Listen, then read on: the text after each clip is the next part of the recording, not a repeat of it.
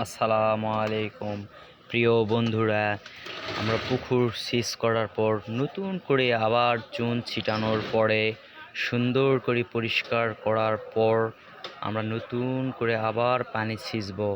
চুন একটু ভালো করে আমরা ছিটিয়ে নিব যাতে জীবাণুমুক্ত যেন হয়। জীবাণু থাকলে তো মাছের অনেক ক্ষতিকর। দ্বিধায় আমরা সুন্দর করে চতুর্ধার পার মাঝখানে চতুর্ধার সুন্দর করে আমরা চুন ছিটিয়ে নিব। যারা মৎস্য চাষি তারা ভালো করে চুন ছিটিয়ে নেবেন।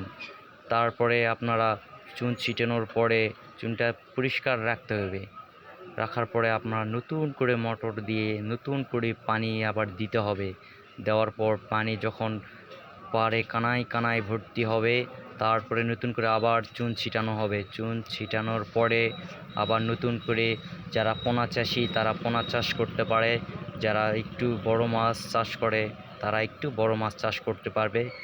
সবসময় খেয়াল রাখতে হবে একটা জিনিস কি, চুনটু ভালো করে চুনটা ছিটিয়ে নেওয়ার পরে আবার পানি ভরার কানায় কানায় পানি করে তারপর আবার নতুন করে আপনার পানি দিতে হবে। তারপরে আপনার পানিটা সুন্দর করে পানিটা পরিষ্কার করে নিতে হবে।